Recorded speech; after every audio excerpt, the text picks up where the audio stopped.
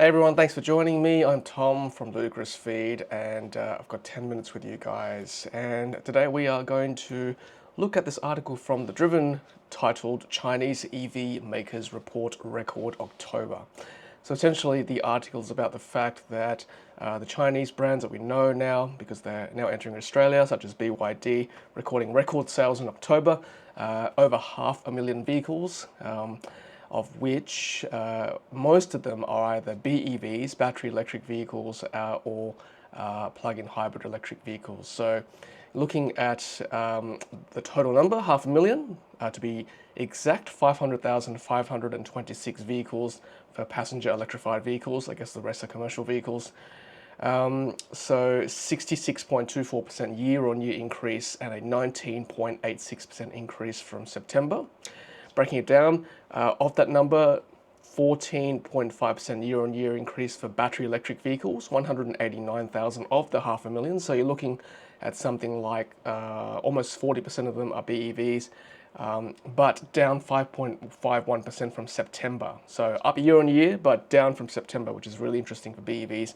Whereas plug-in electric vehicles, plug-in hybrid electric vehicles, PHEVs, 310,912 vehicles of the 500,000 vehicles, up 129.3% year-on-year and 23% month-on-month, and only 2,000 commercial EVs sold. So that is really interesting. I might dive into that a bit more as the video goes on as to why plug-in hybrids are so popular suddenly. 129% increase for plug-in electric vehicles. And that's 60% of the share of the EVs made by BYD in October 2024. So it's a big month for BYD, of which most of the production is actually plug-in hybrids. Let's have a look at the other brands. Xpeng delivered 23,000 vehicles. So you can see the scale of BYD, right? BYD is here at 500,000 cars, and Xpeng 23,000, and they're bringing the G6 to Australia, of course.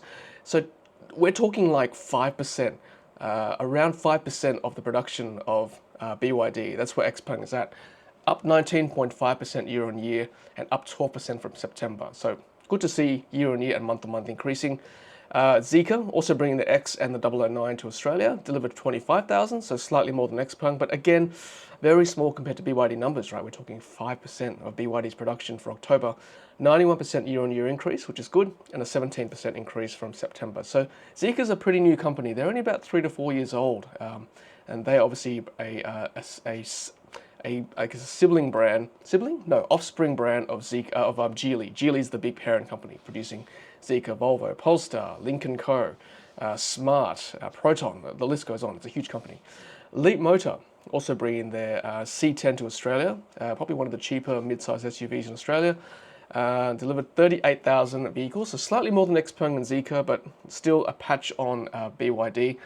And 109% year-on-year increase and 13% month-on-month increase. So fifth consecutive record month for Leapmotor.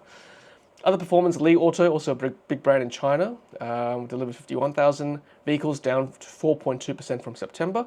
And NIO delivered 20,000 vehicles, down 1% from September. So NIO is actually a smaller company than Xpeng, Zeekr, which is interesting. They're probably aimed more at the luxury segment or the premium segment in China.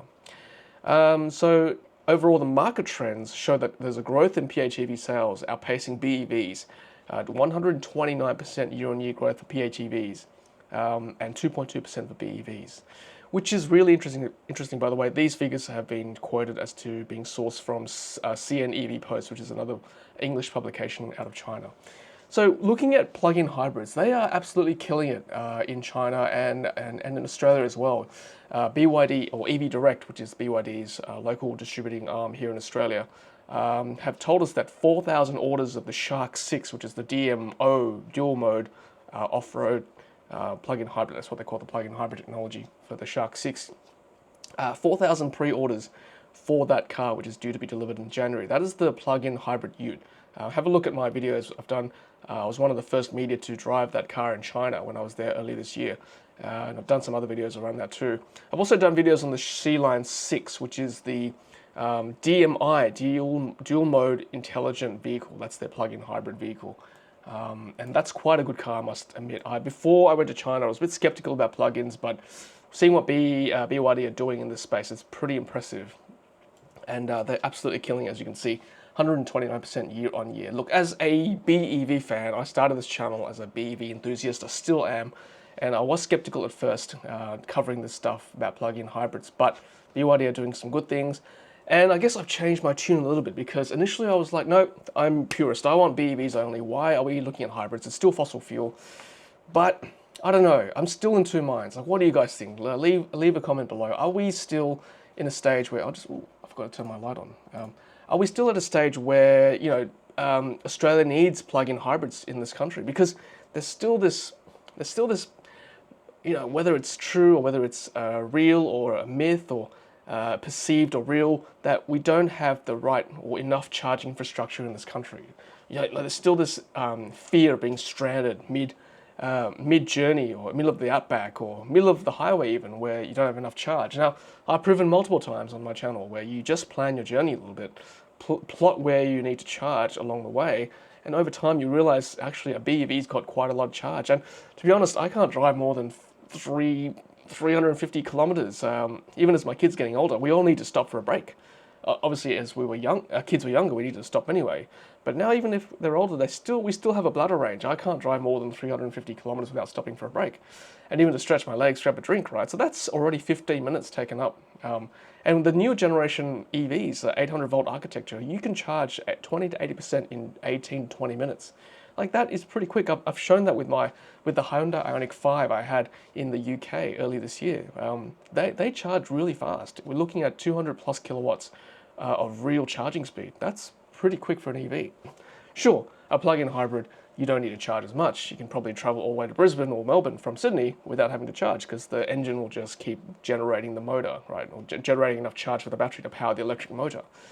So I can see the appeal of the Shark 6, the C-Line 6, for people who just can't get over the fact that they need to charge the car, they need to keep driving, or they don't want to stop for too long. So I get it. And sure, the infrastructure is not quite there yet, but on our live streams each week, we do post and talk about the fact that it is improving. We've got over 1,000 DC fast chargers in this country now. So it is getting there. It is slow, but it is getting there. But I guess I can see why Australia is now, embracing this plug-in hybrid technology, where it's a stopgap interim measure, particularly for big vehicles like the Shark 6, the Ute, where you might need to carry the payload or tow something. Then it makes sense for a lighter vehicle with a smaller battery that you can drive around town for. Like, this 100-kilometer range is real. I've tested it in the C-Line 6. But then if you need the extra range, then yes, you've got that engine as a generator, as a backup, as a more efficient way to drive on the highways at high speed. So I do get it. I can see why BYD is persisting the DMI, DMO technology to produce these cars. They're huge numbers, like 129% year-on-year increase. That's more than double the amount of plug-in hybrids they're selling. So it's not just selling in China, it's selling around the world. It's export markets to markets like Australia, New Zealand, Europe, the UK. It's doing well, and BYD is to be commended. And by the way, this is not a paid video by BYD, but I can see as an objective commentator and observer that they are doing good things in this space to plug that gap. They can see where the market's heading. BEVs, I think, still are the future, but plug-ins probably still need to be there for those who are just not quite there yet, just still not confident enough about the EV charging network, DC charging network. And who knows, maybe with more plug-ins, where I've seen C-Line 6s charging at my local DC fast chargers. So maybe this will actually spur CPOs, charging provider operators, to actually install more plugs, because now plug-in hybrids are now being counted as EVs together with BEVs. So they're seeing the numbers, the stats are showing that there are more EVs on the rise. So we need to put more chargers in, more amenities, so better facilities overall. So it might actually be a win-win. So I'm just thinking out loud here, but BYD potentially could be helping BEV owners as well by putting in plugins as well. I see that Xpeng, earlier this year, an article about Xpeng doing a range extender vehicle, so slightly different philosophy to a plug-in hybrid vehicle, where a range extender is basically an EV with a small motor or small engine generating extra range if required, but you still got a full-sized EV as well. So I think the BMW i3 range extender had that philosophy too, where it's an EV with a range extender up the back, so it could potentially increase the range up to like 1,000 kilometers plus. Zeekr is also entering this plug-in space as well, so I think people are learning from BYD, obviously a huge brand in China and worldwide now. Yeah, so I'll keep monitoring the situation on my live streams and on these 10-minute videos as well as to where the plug-in market is going. But clearly, there's no stopping it. People have an appetite here in Australia for the C-Line 6, for the Shark 6, and who knows what else BYD might bring into the future as well. I'm curious to see how the BYD C-Line 7, which is the full electric vehicle, will sell up against the C-Line 6.